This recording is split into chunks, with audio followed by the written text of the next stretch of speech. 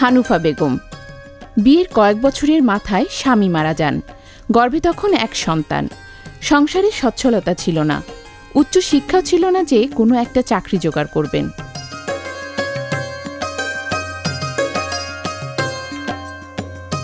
একদিন খবর পেলেন নগরবাড়ি গ্রামে কয়েকজন লোক এসেছেন হাতের কাজে দক্ষ নারীদের খোঁজে।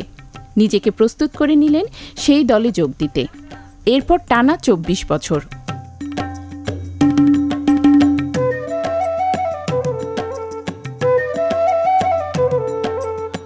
আমার স্বামী যখন মারা গেল তখন তো আমাদের সংসারে অনেক একটা করুণ অবস্থা ছিল। আমি বাড়ি বসেই শুনছি যে আমাকে একটা এই জায়গায় হস্তশিল্পী খুলছে। যখন আমি কাজ শুরু করলাম প্রথম থেকেই একটু ঠেকছি হস্তশিল্পী কাজটা শেখার। যখন আমি শিখছি তখন আমার কাছে অনেক ভালো লাগছে এবং শেখার পর থেকেই আল্লাহর ইচ্ছায় আমি এই জায়গা থেকে হেফাজতে থেকেই আমার সংসারটা এই হস্তশিল্পীর কাজ থেকেই আমার সংসারটা চলছে। আজকে আমার ছেলে ধরেন বড় হয়েছে, ছেলেকে বিবাহ করাইছি এবং মেয়েকে বিয়ে দিয়েছি এবং এখনও আমি এই কাজের উপরেই আছি।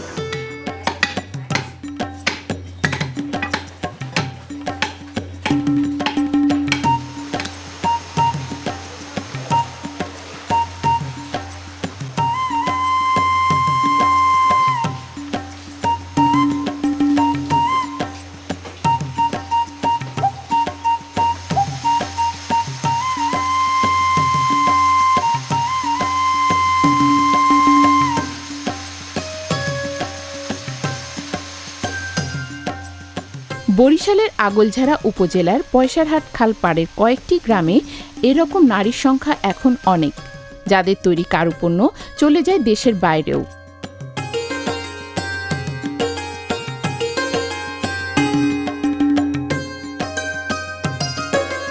আমাদের এখানে পাটের জিনিস দিয়ে কাজ করানো হয়, হোগলা পাতা দিয়ে কাজ করানো হয়। তো আমরা পাট বাইরে থেকে সংগ্রহ করি এবং এটা দিয়ে আমরা ডস্টিং নিজেরাই তৈরি করি। সেই ডস্টিং দিয়ে বিভিন্ন প্রোডাক্ট তৈরি করা হয় এবং সেটা বিদেশে রপ্তানি হয়।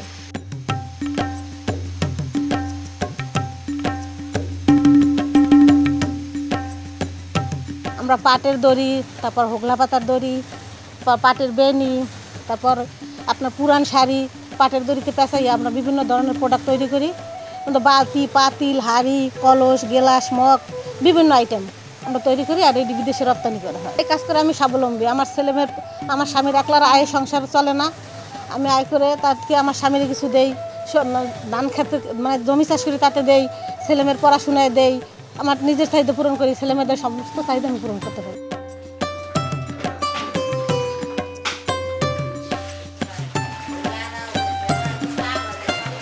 আমরা ওই যে পুষ্কুনির থেকে বা ওই নদী নালা খালের থেকে কচুরি কাটিয়ে নিই, কাটিয়ে নিয়ে হেয়ার পর আমরা ছোটো ছোটো করিয়ে কাটকে হেয়ার পর আমরা সেদ্ধ করিয়ে হেয়ার পর আমরা আনগে সেরপর দইয়ে হেয়ার পর আমরা ওই মোটরে দিয়ে মুন্ডু তৈরি করি। হেয়ার পর আমরা কাগজ তৈরি করি। হেয়ার পর আমরা এই যে প্রেশার মেশিন আছে, প্রেশার মেশিনে ইসে দিয়ে লিপটে দিয়ে হেয়ার পর আমরা ডায়ারে নিয়ে লাগাই। আগে তো অনেক কষ্ট ক্লাসের দিন কাটাইছে, এখন নিজে আয় করি, নিজে একটা জিনিস করতে পারি, একটা কিনতে পারি।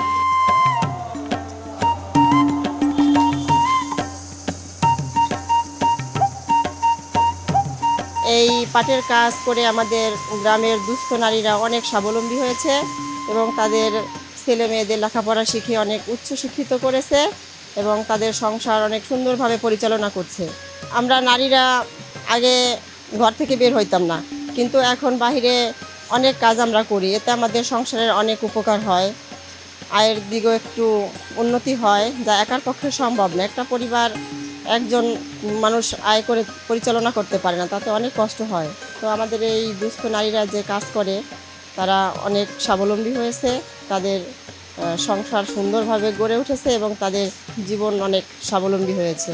তো আমাদের এখানে প্রায় 70-80 জন নারী শ্রমিক কাজ করছেন। তারা মোটামুটি তাদের ন্যায্য পারিশ্রমিক পাচ্ছেন।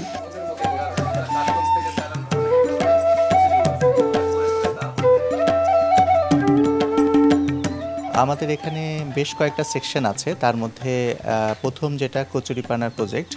কচুরি পানা থেকে আমরা কাগজ উৎপাদন করি, জুট থেকে আমরা কাগজ উৎপাদন করি, সিল্কের সুতা থেকে আমরা কাগজ উৎপাদন করি।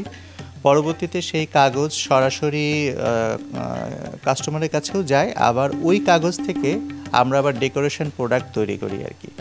তো সেটা আলাদা একটা সাইড।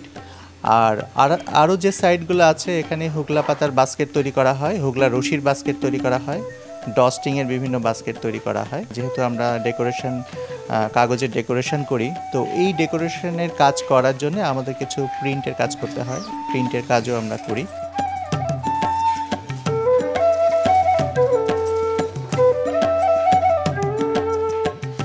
আর একটা ব্যাপার হচ্ছে যে আমরা রিসাইকেল করি, যেমন হচ্ছে রিসাইকেলের কাপড় থেকে আমরা কিছু প্রোডাক্ট তৈরি করি, নোটবুকের কাভার প্লাস বিভিন্ন ম্যাট, এইগুলো তৈরি করে থাকি।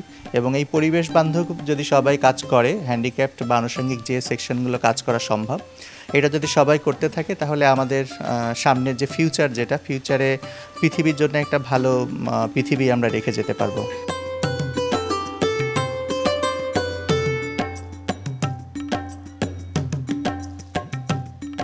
এটা আমরা ব্যাম্বু স্টেনার বলি।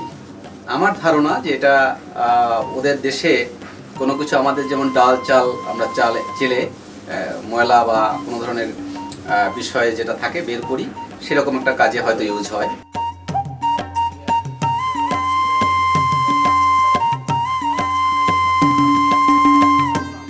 এই যে প্রোডাক্টটা দেখতেছেন প্যাকেট করা, এটার মধ্যে আছে এটাকে হট প্যাড বা আমরা বাংলাদেশের প্রেক্ষাপটে এটাকে আমরা লুসনি বলি। মূলত মহিলাদের, আমাদের মা বোনদের যে কাজের জন্য গরম জিনিস ধরার কাজে যে জিনিসটা আমরা ইউজ করি লুসনি, ওটাই হলো এর মধ্যে আছে। এবং এটা মূলত মধ্যে রয়েছে এই জিনিসটা। এটা রিসাইকেল শাড়ি একটা প্রোডাক্ট, পুরাতন শাড়ি, এটা উইভিং করে বানানো হয়। এবং এটা এমন একটা প্রোডাক্ট, যখন এটা আমাদের মানে কাজের পরে আমরা ওয়েস্ট হিসাবে এটা ফেলে দেব, এটা যে কোনো জায়গায় ফেলে দিলে এটার কোনো ক্ষতিকর প্রভাব পরিবেশের উপরে নাই। এটা একটা ন্যাপকিন রিং, এটা তাল পাতা এবং কেয়া পাতা আর সংমিশ্রণে এই প্রোডাক্টটা বানানো। এটা মূলত আমাদের যে নামটা, সেটা থেকে আমরা যতটুকু বুঝতে পারি যে ওদের দেশের যে ওয়াশরুম আছে, সেইখানে গামছা বা তাওয়ালে ঝুলানোর জন্য যে বিষয়টার ব্যবস্থা আছে, সেটার জন্য এটা ইউজ করা হয়। এর মধ্যে একটা তাওয়ালে কিংবা গামছা ঝুলিয়ে রেখে এটাকে তারা হাত মোছা বা অন্য কাজে ইউজ করে।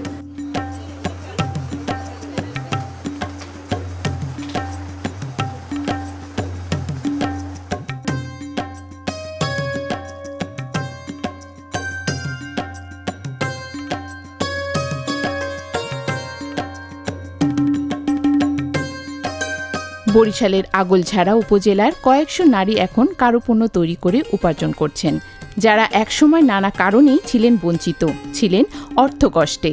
অথচ এখন তাদের আয় দিয়েই চলছে সংসার, সন্তানরা পড়ালেখাও করছেন।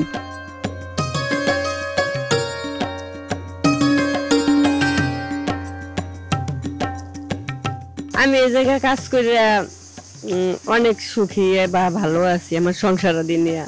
আমার ইনকাম টাকা দিয়েই আর কি আমার ছেলে মেয়ের পড়াশোনার, তারপর অনেক চিকিৎসা, আবার এই জায়গায় আমরা অনেক পাই, যেমন ডাক্তারি ভাতা পাই, তারপরে আমার ঈদে কুরবানিতে বোনাস পাই, তারপর আমার অনেক সুযোগ সুবিধা আছে।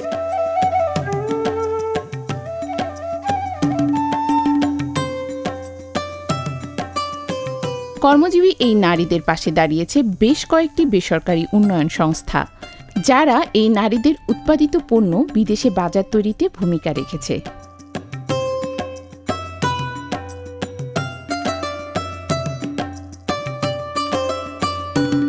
এদের জীবনটা আসলে শুরুতে যখন আমি 22 বছর আগে দেখেছি, প্রত্যেকের হোম ভিজিট করেছি, তখন দেখেছি যে তাদের অবস্থা বেশি একটা ভালো ছিল না, কারো ঘর নেই।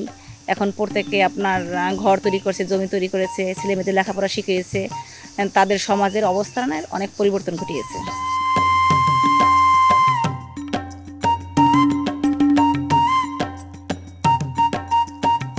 আমরা নারীদের অধিকার নিয়ে কাজ করি। আমাদের এখানে যত প্রোডিউসার আছে সবই একদম 100% প্রোডিউসার হচ্ছে নারী কর্মী। এবং নারীদের একটা অর্থনৈতিক যে সাপোর্ট যেটা দরকার, এবং আমি মনে করি যে একটা গ্রামে শহরে মেয়েদের কাজ করার অনেক ক্ষেত্র আছে, অনেক জায়গা আছে, কিন্তু গ্রামে নারীদের কাজ করার জায়গা এবং ক্ষেত্র খুবই সীমিত।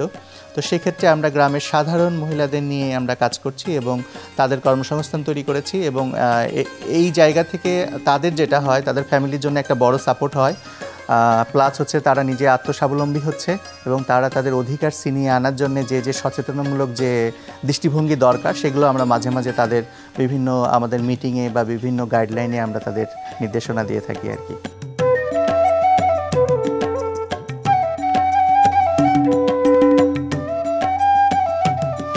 97 থেকে কাজে জয়েন করছি, তখন আমার নতুন বিয়ে হয়েছে, একটা ছেলে হয়েছে। ছেলের বয়স যখন 3 মাস তখনই আমি কাজে ঢুকছি। তখন আমার আর্থিক অবস্থা খারাপ ছিল আর কি।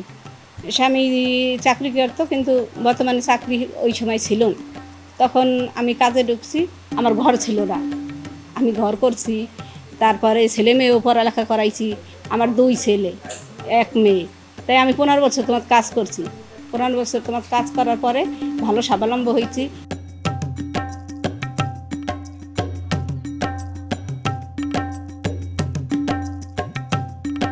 এখানে কাজ না করতে পারলে হয়তো যে ছেলেরা যে পড়াশোনা করাই, পড়াশোনাটা করাতে পারতাম না। নারীদের বাইরে কাজ করা উচিত। আমি মনে করি যে যদি স্বামীর ইনকাম কম থাকে, তাহলে যদি নারীও কাজ করে, সে পাশাপাশি তার সংসারটা একটু উন্নত দিকেই যায়।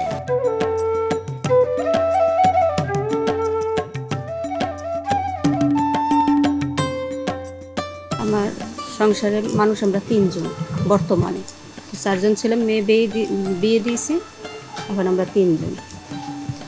ছেলে পড়াশোনা করে, আমরা 2 জন কাজ করি। আমি এখানে কাজ করি, আমার হাজব্যান্ড সে মিস্ত্রি কাজ করে। এখন বর্তমানে ভালো আছি।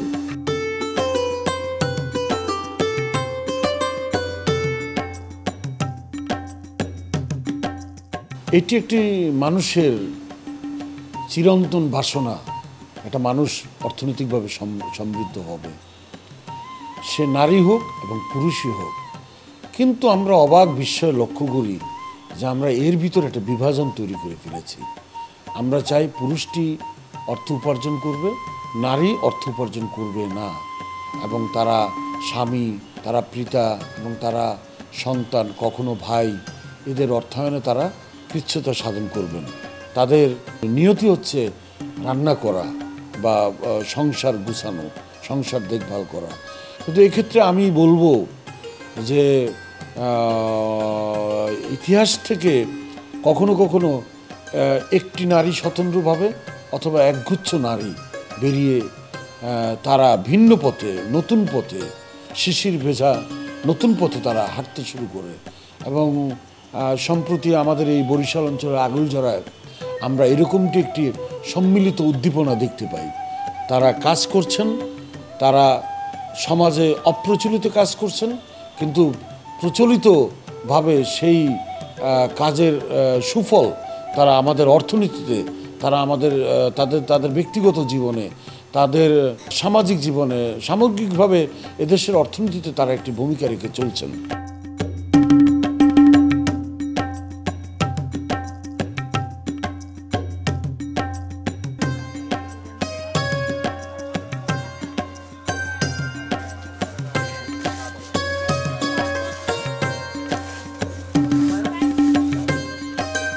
এমসিসি বা ম্যানোনাইট সেন্ট্রাল কমিটি কিংবা প্রকৃতির এদের প্রথম যে স্লোগানটা ছিল এটা হলো মেনলি নারীদের স্বাবলম্বী করা, এবং সেখানে উইডোজ ডিভোর্স সেপারেটেড যারা, এবং মেনলি নিডি বা পোর কথাটা আমাদের এখন বলা নিষেধ যে নিডি, তাই এদেরকে তারা কালেক্ট করছে বিভিন্ন সময়ে এবং তাদের এক জায়গায় সংগঠিত করে তারা একটা সমিতির মতো করে সেই সময় তারা এই প্রোডাক্টটা স্টার্ট করছে।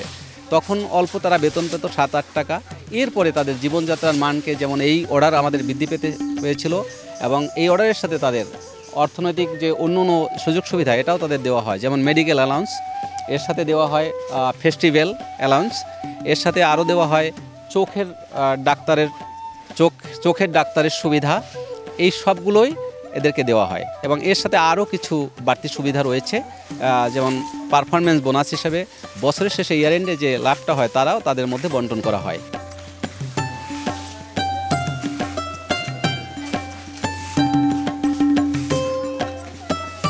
আমাদের এই প্রোডাক্টগুলো একদম ফেলনা জিনিস এই দেশের, এবং এমনই একটা প্রোডাক্ট যেটা একসময় আমাদের মানুষের এই দেশের চালা বা মানে অন্য অন্য কাজে ব্যবহার হতো, এখন এগুলো খুব একটা কোনো কাজে ব্যবহার হয় না। যেমন তালপাতা, কেয়া পাতা, মলিবাস, ঘাস, পুরাতন শাড়ি, এটাই আমার মেন প্রোডাক্ট। এবং আমার আছে টেরাকোটা, মাটির আইটেম।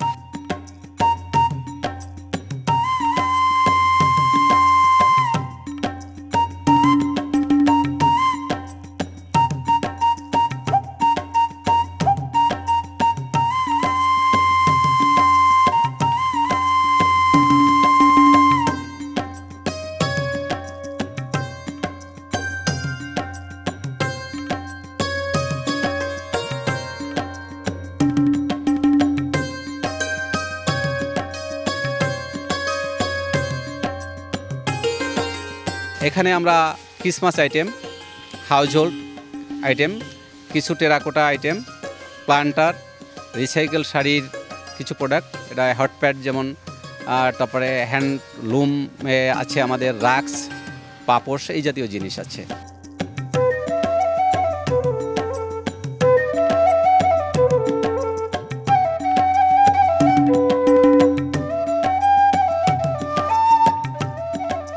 প্লাস্টিক পণ্য বর্জন করে পরিবেশ বান্ধব পণ্য ব্যবহারে ঝুঁকছে সারা বিশ্বই, বিশেষ করে উন্নত বিশ্ব।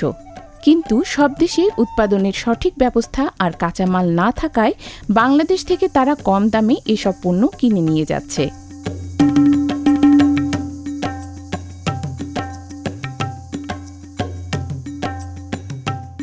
আমাদের দেশের পণ্য যখন বিদেশিরা নিয়ে যাচ্ছে, আমাদের দেশের এটা ব্যবহার তো আরও অনেক সোজা এবং সংক্ষিপ্ত। কারণ আমাদের দেশের মধ্যে যদি এটা আমরা বিক্রি করতে পারি, এটা যদি আমরা ব্যবহারে উৎসাহী হই, তাহলে এটার দামও আমাদের দেশে কম হবে এবং এটা ব্যবহারেও আমাদের সুবিধা হবে। আমাদের তো অন্য দেশ থেকে আনতে হবে না। সেই হিসাবে যদি আমরা প্লাস্টিক এবং পলিথিনকে বর্জন করে আমরা যদি এটার ব্যবহারটা আমরা প্রতিনিয়ত নিই, যেমন বলতেছেন ম্যাট, যেটা রিসাইকেল শাড়ির, যেটা পাতার ম্যাট, বা আমরা সম্পূর্ণ পলিথিন এবং প্লাস্টিকটা বর্জন করে আমরা যদি এই পথে ধাবিত হই, তাহলে এটা আমাদের জন্য খুব ভালো কিছু বয়ে আনবে।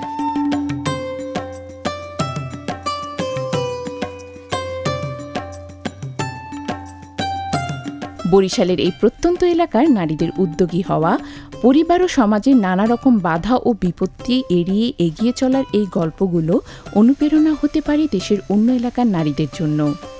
বিশেষ করে পরিবেশ বান্ধব পণ্য তৈরিতে তারা যে উদাহরণ তৈরি করেছেন, সেটি দেশের সামগ্রিক অর্থনীতিতেও বড় ভূমিকা রাখছে।